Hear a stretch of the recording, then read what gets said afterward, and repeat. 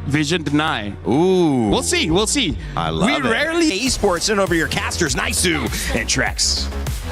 Thank you so much, Rain Day. I'm here with Naisu on the desk. Just a reminder, this is an elimination match between SRG and Geekay Esports. How are we feeling, Naisu?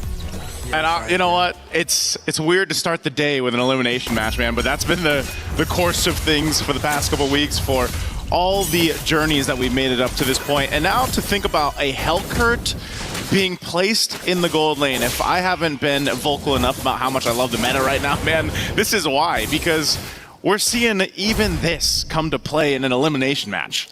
This definitely makes things interesting, and I gotta say, the past couple big upsets that we have seen throughout the past few days have been because of picks like this. Now, the Hellcurt in the gold lane, not something you normally see.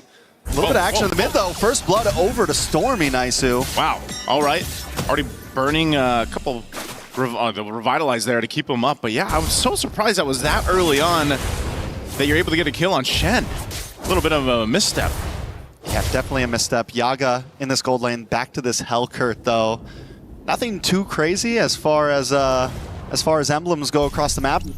We do have the pull together on Quanok. Overall, though, I'm excited to see how this plays. Are we going to see the Hellcurt roam around quickly? Normally, gold lane doesn't get too much action in the early game, but because of the speed, once he hits level 4 as well, getting the Dark Knight Falls might be able to help GK in terms of getting some of these first turtles. He hasn't hit level 4 yet. May be able to get it before this turtle. I'm wondering if SRG is going to want to rush it because they don't want to have to deal with that Dark Knight Falls. Because even when he's on the opposite side of the map, his team can still capitalize from it. So it's something we definitely have to watch out for, especially with the range, with the possible surprise of Shen hitting a Wrath of Dryad, something of that nature. So I'm excited to see how they utilize this pick. Oh, Eisenberg and the Flicker too. Yeah, you're right about that. The utility that a Hellcurt can bring just with, darkening the map with his ultimate, that Dark Knight Falls, is great, but still, I think that's the main thing. Can he get out of the lane? Can he join these fights? It looks like he wants to do exactly that. They're going to force a fight anyway.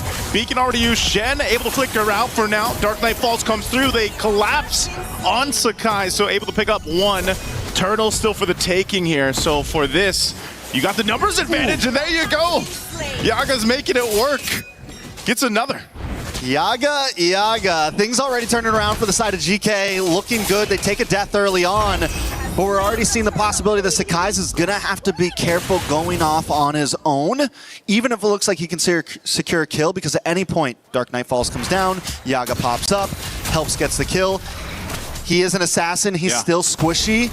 And that's what I feel like is going to be the target. You add that up with Stormy as well. We haven't seen Yve work out too well for a lot of teams. I feel like in a lot of drafts it looks nice, but the fact that there's things like Lings now being highly popularized, some of these assassin picks who can jump onto you, and the lack of movement from the Yve once you drop that ult, you are just a sitting duck. So Stormy, the big win condition for SRG, I think, is going to be positioning and timing on that RWM. Yep. And then the same thing's going to go to GK with this Dark Knight Falls and things of that nature. Quanok, they're already using the beacon. Actually going to flicker forward. Dark Knight Falls. They want to collapse on Stormy, as you were mentioning it. Tempest Blade's already going to be used. Yeah, trapped into a real-world manipulation, though, too. On the back foot, GK has to disengage. They wanted to go for that. Now multiple members are low, and here comes the follow-through. A spear from Innocent will be the find a double. He does it again in the mid lane. He just never misses. That's the reality situation with Innocent. And I want to go back to what I was saying with Stormy. That last RWM was huge, but Cram! Oh, Cram. Okay. This is why the Paquito's so deadly. Couple combos, and you're half health or less. Yaga's going to get spotted out. He does get stunned here, but he's fine for now. Yes, back to what you were saying, Trex. I think fighting around the real-world manipulation is key. We just saw it in the hands of Stormy there in that fight, especially because they know that GK's idea behind this draft is to just kind of go in, go in, make it happen, get a kill if they can, but your real-world manipulation is your biggest counterpunch to that. Not only this, but you can slow them down with a Glorious Pathway from Yum's Hylos, and they've got a lot of tools. So once GK kind of goes all in, the problem is if they don't catch anyone, can they get out? And sometimes you might see that Dark Knight Falls even be changed to more of a defensive use if they need it at some point. And that's where so much of it is going to be who will pull the trigger first. And Stormy did such a good job in that last fight when GK was invading onto the purple buff. He holds on to the RWM. Dark Nightfall went down first. Stormy moves around, finds a good position, and then after the fight's already been going on, he drops it. Oh, here we go. Fight for the second turtle. Less than half health here. They're going to force it anyway. Innocent gets a solo kill. The turtle's going to be secured by Sakai's, but he might lose his life for it as Quanok picks up a kill.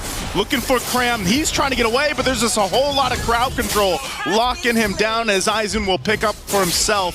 So a bit of a trade across the map, but that's also a lot of gold and push now for Innocent on the Moskov. Yeah, I don't think we expected things to go like this. It's 5-4 right now. GK holding a small, ever so slight gold lead. Still, the game is at a standstill, but every fight has gone back and forth. Neither team finding full leverage. Neither team really getting a full grip on this game. Geekay Esports, I'm wondering, when is the time to really pop off? Yaga is going to get a couple more items, and I kind of want to see where he's building towards. Is it just full burst damage? Do we have the... There's your Sky Piercer. Sky Piercer. I was wondering if maybe we were going to see like a Blade of Heptasis, something of that nature, but no. Sky Piercer up front. Berserker Fury already in for Zeno. On the opposite side, Innocent having a great game. 3-0-0. He's already got 2 items in, looking for that third. We're talking about a possible 8-9 minute third item very early in this game as long as he keeps on this path. Yeah, Innocent's going to be a problem for GK, and that's why, at some point, Yaga's kind of, his game plan will be just to lock down Innocent, try to go in. Of course, he's got the execute there to work with too, but that's the problem with the Hellcurt is you are very squishy, but that's, the price you pay for this kind of kit and the ability to go ahead and darken the map. But now Aizen spotting things out, even as the Uranus takes quite a bit of damage himself. GK wants to fight this. RWM already dropped down too. Dark Knight falls to follow through. They're going to extend it further, and now here's the surprise as it comes on through as Quanok is gone. Wrath the Dryad won't be able to help save them as Shen falls next. Now Yaga, there's some low health bars here, but it's too much of a risk to follow through. Patience is key in so many of these fights, and for a second, GK felt like they had the advantage there. Cram should be okay here. They wait for the RWM to come down, and that's after that comes down, Yaga drops the Dark Knight Falls. But what GK doesn't know is you've got Cram hiding out in this bush. Everyone's just waiting for the Dark Knight to end, and they all re-engage and get the win out on that teamfight. SRG stealing away the lead. Okay, fight. Last turtle here. Aizen jumping on board. Sakai takes a ton of damage, but he's still going to be fine to be able to secure the turtle.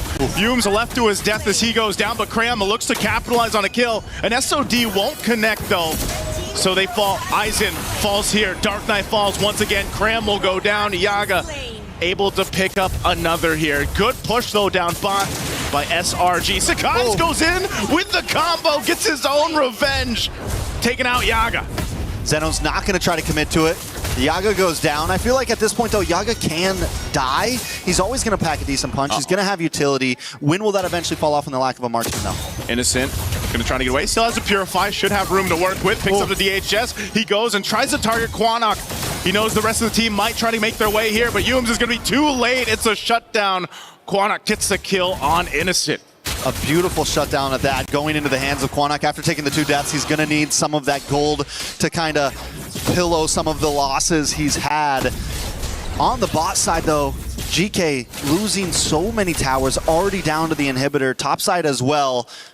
Though GK's been doing well in some of these team fights, in terms of macro, they've been having a little bit of trouble, and I think that's the sacrifice that happens when you pick up this Hellcurt. And yes, you can use it as a split pusher sometimes, but they've been using it a lot more for these turtles, for these objectives, for these big fights. They haven't really been sending him off to the offlanes, and I'm wondering if there's going to be a point where they kind of change his game plan on what they want to use that hero for. Oh, 100%, especially once we get to this Lord fight here in about 30 seconds. GK's done a good job at keeping Zeno, in that kind of groove of just on the ling, doing your thing, getting the jungle buffs and the camps that you need here. It's not like he's far behind or anything like that against Sakai's, but he needs to win that retribution battle if they're able to set up for that first Lord. That would give a big favor over to GK to work with. So right now it's just kind of maintaining the map. Cram will take a couple shots. Zeno and Shen are up on this top side. Sakai's going to go ahead and join this, and the rest of the team isn't far away as they try to hold on. 1 HP on that top turret. just barely away, but the Lord is up, so both teams will get centered around it. Yeah, Yaga tried to make a quick play down to the boss side. I was wondering if he was going to hang out there before this Lord, maybe get something cheeky off. But right now, Geekay is trying to salvage towers. So much pressure on the top, so much pressure on the mid. And this is going to give SRG a chance for Sakai's to get this purple buff and then make his way down to the Lord pit. And just SRG overall securing a decent position on the map. A slow push at the bottom, but action in the mid. They're going to go for it anyway. Aizen is gone in an instant. Tempest Blade's already used too. A disengage from GK. Even with the Dark Knight Falls, right now SRG is still in a good position to transition from this point.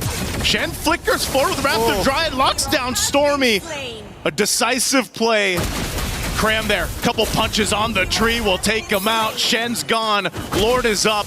Cram alone is zoning out the rest of GK with Yumes. They should be enough, but Zeno is up. He's going to grab his purple and potentially try to steal the Lord here if he's able to. Half health on the Lord. They're going to blitz it down. It looks like they give it up as SRG will take the Lord.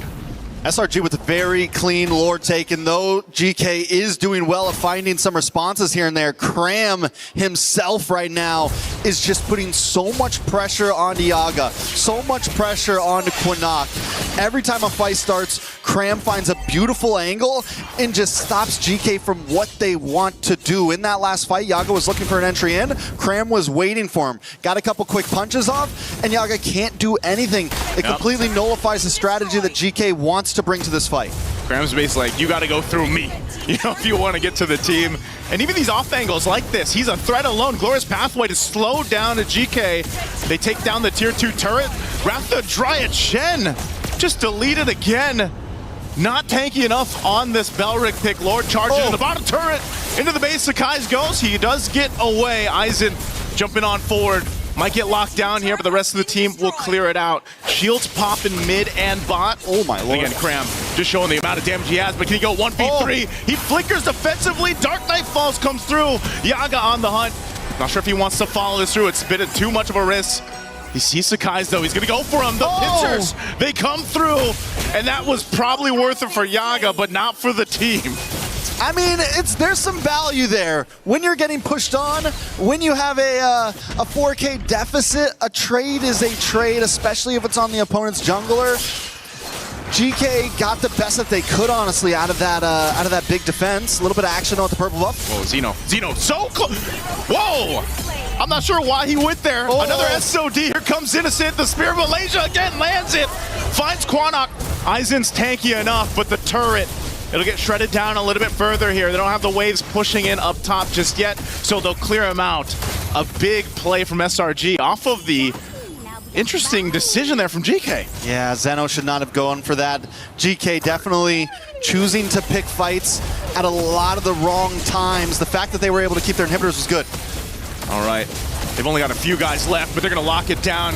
Shen trying to keep them at bay, clear out the minion waves. Top base turret's going to go down here. Bottom one is left. They're going to go focus on this next, but everyone from GK is up. They should be able to clear out the minions. That they do, and SRG has taken pretty much what they can for now. Yeah, the fact that SRG still ended up getting those inhibitors is because of the huge mistakes done by GK.